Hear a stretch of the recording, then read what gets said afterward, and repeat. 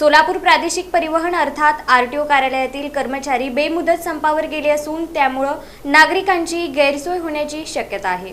महाराष्ट्र राज्यातील मोटार वाहन विभागातील कर्मचाऱ्यांच्या विविध प्रलंबित मागण्यांसाठी मोटार वाहन विभाग कर्मचारी संघटनेनं 16 जूनपासून बेमुदत संप पुकारला आहे।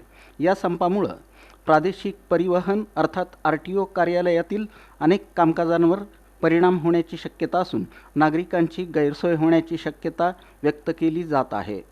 कर्मचाऱ्यांनी सेवाविषयक प्रश्नांच्या निकाली निर्णयासाठी आणि न्याय्य हक्कांच्या मागण्यांसाठी हा संप सुरू केला आहे। संघटनेनं शासनाकडे सेवा प्रवेश नियम तातडीनं जाहीर करावेत, मंजूर आकृतीबंधाची त्वरित अंमलबजावणी करावी, 56 कर्मचाऱ्यांची मागे घेतलेली पदोन्नती पूर्ववत करावी, प्रशासकीय पदावरील प्रलंबित बढत्या तात्काळ द्याव्यात, बढतीपूर्व घेण्यात येणारी नियमबाह्य परीक्षा रद्द करावी, 10, 20, 30 कालबद्ध सेवांतर्गत लाभ लागू करावेत, कर्मचाऱ्यांच्या पदांचं नामकरण सुधारित करावं, या प्रमुख मागण्या मांडल्या आहेत।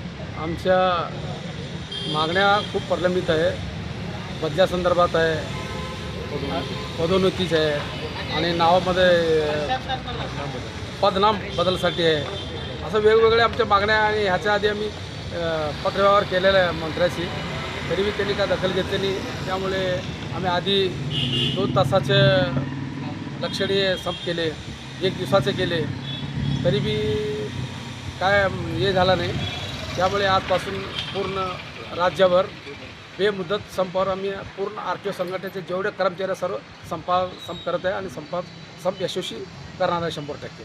ते तुमच्या माध्यमातून आम्हाला मंत्र्याला किंवा सरकारला हे विनंती आहे की आमच्या मागण्या लवकरात लवकर पूर्ण करा, जेणेकरून जनतेला बी त्रास होतात, फक्त आमच्याच नाही, ते जेणेकरून जनतेला त्रास होऊ नये।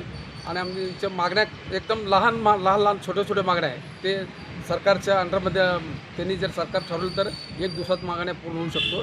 त्यामुळे ते लवकरात लवकर आमच्या मागण्या मान्य करावा आणि संप मिटवण्यासाठी आम्हाला मान्यता द्यावं।